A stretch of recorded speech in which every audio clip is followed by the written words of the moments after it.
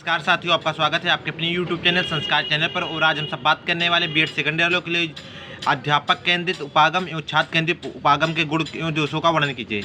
ये एक असाइनमेंट की दृष्टि से भी काफ़ी इंपॉर्टेंट है और एग्जाम की दृष्टि से भी इम्पॉर्टेंट है।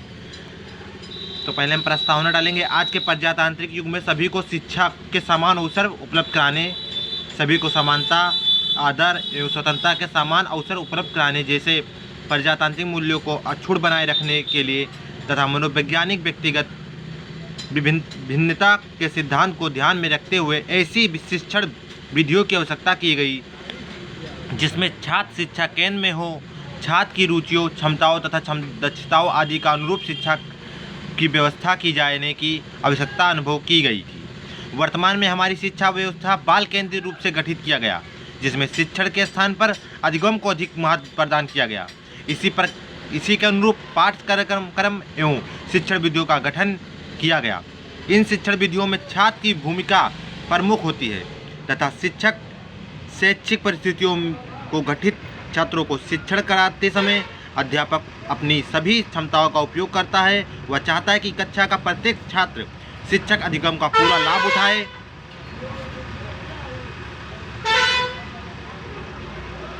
अध्यापक अपने पूर्व अनुभव दक्ष क्षमताओं के साथ विभिन्न विधियों तथा विचारों का उपयोग करता। अध्यापक द्वारा प्रयोग में लाई गई विधाएं या उपागम उसकी शिक्षण कला को सुगम बनाते हैं। बाल केंद्रित शिक्षण उपागम। प्राथमिक काल की शिक्षा शिक्षक केंद्रित थी। शिक्षक जैसा चाहता था उसी प्रकार से शिक्षा देता था। इसमें बालक की अपेक्षा पाठ्यक्रम को अधिक महत्व दिया जाता था, परंतु शिक्षा में मनोविज्ञान के प्रवेश से बालक को महत्व दिया जाने लगा। या अब बालक की रुचियों, रुझानों तथा क्षमताओं को महत्व दिया जाने लगा। पाठ के निर्धारण में भी इन बातों का ध्यान रखा गया कि बाल केंद्रित शिक्षण का मुख्य उद्देश्य बालक का सर्वांगीण विकास करना है। बाल केंद्रित शिक्षा की विशेषताएं। बाल केंद्रित शिक्षा की अर्घलिखित विशेषताएं हैं। मनोवैज्ञानिक शिक्षण। यह शिक्षण पूर्ण रूप से मनोवैज्ञानिक है। बाल प्रधान शिक्षण। इस शिक्षण की प्रमुख विशेषता बालक की प्रधानता है। रुचियों और क्षमताओं का विकास। इसमें बालक की रुचियों, प्रवृत्तियों तथा क्षमताओं को ध्यान में रखकर ही संपूर्ण शिक्षण का आयोजन किया जाता है। सरल और रुचिपूर्ण शिक्षण। यह शिक्षण सरल एवं रुचिपूर्ण है। इसमें बालक सरल ढंग से नवीन ज्ञान रुचिपूर्ण तरीके से अर्जित करता है। आत्मभिव्यक्ति के अवसर। इस शिक्षण में बालक को आत्मनिर्भरता के अवसर प्राप्त होते हैं। व्यवहारिक तथा सामाजिक।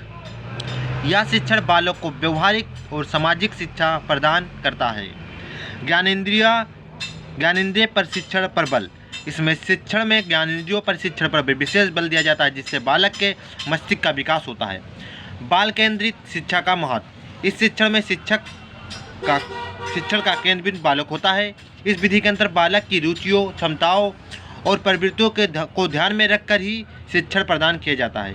इसमें व्यक्तिगत शिक्षण को महत्व दिया जाता है। इसमें बालक का व्यक्तिगत रूप से निरीक्षण कर उसकी कठिनाइयों को दूर करने का प्रयास किया जाता है। इसमें स्वाभाविक रूप से अनुशासन स्थापित होता है। बालक को स्वावलंबी बनाकर उसमें स्वतंत्रता की भावना उत्पन्न की जाती है। बालक चुने हुए साधनों में से अपनी इच्छानुसार किसी भी साधन का चुनाव कर सकता है। बालक द्वारा स्वयं किए गए कार्य से मानसिक संतुष्टि और शांति का अनुभव होता है। इसमें उसे शारीरिक और मानसिक विकास में सहायता मिलती है। शिक्षण केंद्रित उपागम। शिक्षण केंद्रित शिक्षण का वह है जो अध्यापक द्वारा अपने विषय विशेष के महत्वपूर्ण बिंदु के आधार पर छात्रों को शिक्षा देता है।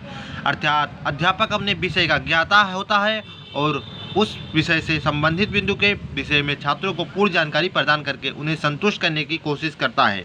यह भी कहा जा सकता है कि शिक्षक अध्यापन के दौरान जिन क्रियाकलापों अथवा